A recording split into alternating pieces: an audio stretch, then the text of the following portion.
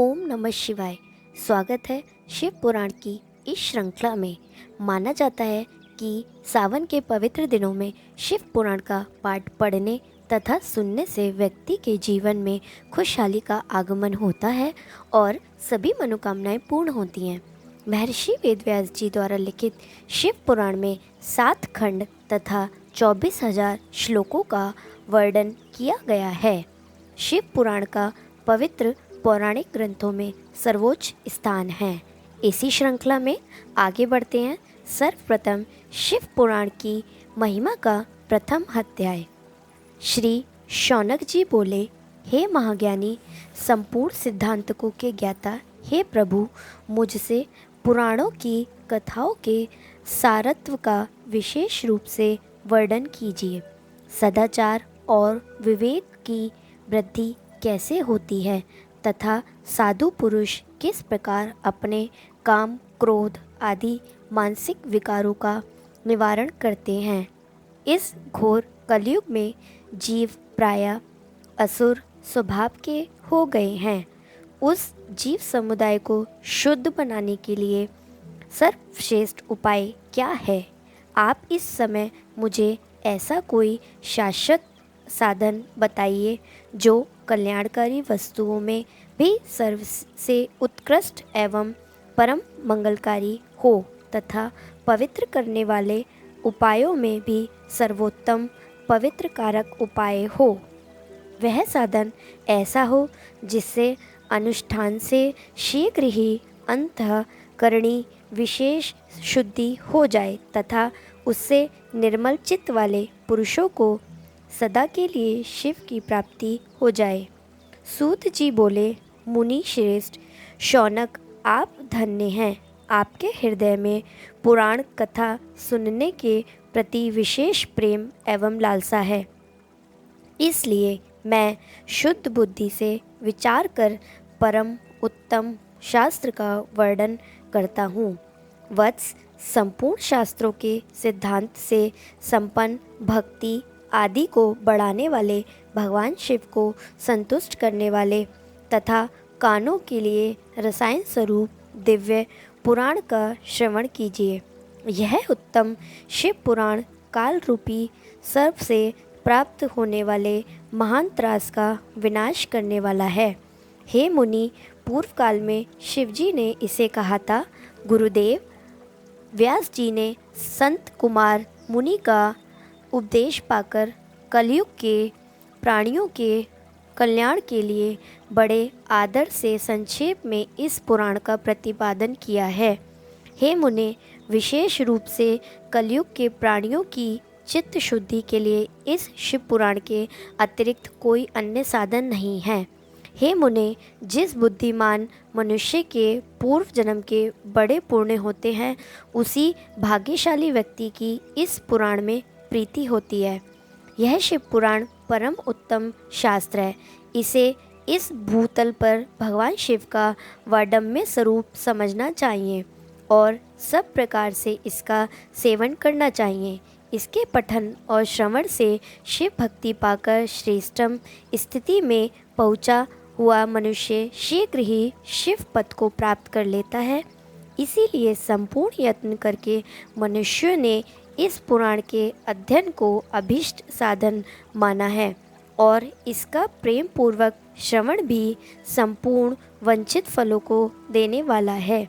भगवान शिव के इस पुराण को सुनने से मनुष्य सब पापों से मुक्त हो जाता है तथा बड़े बड़े उत्कृष्ट भोगों का उपभोग करके शिव लोक को प्राप्त कर लेता है। रास सु यज्ञ और सैकड़ों अग्निष्ट यज्ञों से पुण्य प्राप्त होता है। वह भगवान शिव की कथा के सुनने मात्र से भी प्राप्त हो जाता है। हे मुने, जो लोग इस श्रेष्ठ शास्त्र शिव पुराण का श्रवण करते हैं, उन्हें मनुष्य नहीं समझना चाहिए। वे रुद्र स्वरूप ही है, इसमें संदेह नहीं है।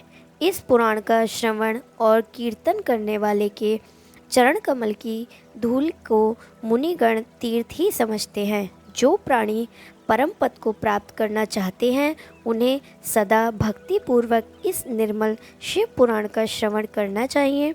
हे मुनि श्रेष्ठ, यदि मनुष्य सदा इसे सुनने में समर्थ ना हो तो उसे प्रतिदिन स्थिर चित्त से एक मुहूर्त भी इसको सुनना चाहिए। हे मुनि, यदि मनुष्य प्रतिदिन सुनने में भी आशस्त हो तो उसे किसी पवित्र महीने में इस शिव पुराण का श्रवण करना चाहिए।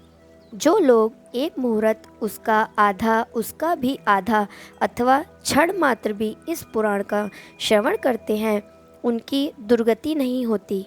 हे मुनीश्वर, जो पुरुष इस शिव पुराण की कथाओं को सुनता है वह सुनने वाला पुरुष कर्म रूपी महान वनों को जलाकर संसार के पार हो जाता है। हे मुने, सभी दानों और सभी यज्ञों से जो पुण्य मिलता है वह फल भगवान शिव के इस पुराण को सुनने से निश्चल हो जाता है। हे मुने, विशेषकर इस कलिक काल में तो शिव पुराण के श्रवण के अतिरिक्त मनुष्य के लिए मुक्तिदायक कोई अन्य श्रेष्ठ साधन नहीं है। शिव पुराण श्रवण और भगवान शंकर के नाम का संगीत कीर्तन दोनों ही मनुष्य को कल्प वृक्ष के समान सम्यक फल देने वाले हैं, इसमें कोई संदेह नहीं है। कलयुग में धर्मचरण से शून्य चित्त वाले दुर्व बुद्धि मनुष्यों के उद्धार के लिए भगवान शिव ने अमृत स्वरूप शिव पुराण की उद्भावना की है। अमृत पान करने से तो केवल अमृत पान करने वाला ही मनुष्य अजर अमर होता है, किंतु भगवान शिव का यह कथा अमृत संपूर्ण कुल को ही अजर अमर कर देता है। इस शिव पुराण की परम पवित्र कथा का विशेष रूप से सदा ही सेवन करना चाहिए। इस शिव पुराण की कथा के श्रवण का फल क्या कहूँ।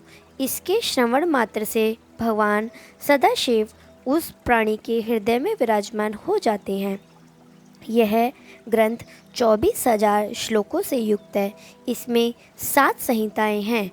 मनुष्य को चाहिए कि वह भक्ति, ज्ञान और वैराग्य में से भली भांति संपन्न हो बड़े आदर से इसका श्रवण करें।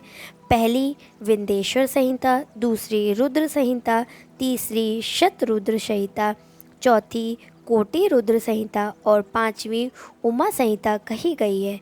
छठी कैला संहिता और 7वीं वायवीय संहिता। इस प्रकार इसमें 7 संहिताएं हैं। 7 संहिताओं से युक्त यह दिव्य शिव पुराण पर ब्रह्म परमात्मा के समान विराजमान है और सबसे उत्कृष्ट गति प्रदान करने वाला है। जो मनुष्य 7 संहिताओं वाले इस शिव पुराण को आदरपूर्वक पूरा पढ़ता है वह जीवन मुक्त कहा जाता है। हे मुने, जब तक इस उत्तम शिव पुराण को सुनने का सुअवसर नहीं प्राप्त होता तब तक अज्ञानवश प्राणी इस संसार चक्र में भटकता रहता है। भ्रमित कर देने वाले अनेक शास्त्रों और पुराणों के श्रवण से क्या लाभ है, जबकि एक शिव पुराण ही मुक्ति प्रदान करने के लिए गर्जन कर रहा है। जिस घर में इस शिव पुराण की कथा होती है वह घर तीर्थ रूप ही है। उसे उसमें निवास करने वाले के पाप यह नष्ट कर देता है। हजारों अश्वमेध यज्ञ और सैकड़ों वाजपेयी यज्ञ शिव पुराण की 16वीं कला की भी बराबरी नहीं कर सकते। हे मुनिश्रेष्ठ, कोई उद्धम प्राणी जब तक भक्ति पूर्वक शिव पुराण का श्रवण नहीं करता तभी तक उसे पापी कहा जा सकता है। गंगा आदि पवित्र नदियाँ, सप्तपुरियाँ तथा गयादि तीर्थ इस शिव पुराण की समता कहीं भी नहीं कर सकते। जिसे परम गति की कामना हो उसे नित्य शिव पुराण के एक श्लोक अथवा आधे श्लोक का ही स्वयं भक्तिपूर्वक पाठ करना चाहिए। जो निरंतर अर्थ अनुसंधान पूर्वक इस शिव पुराण को बाँचता है अथवा नित्य प्रेम पूर्वक इसका पाठ मात्र करता है वह पुण्यात्मा है, इसमें संशय नहीं है।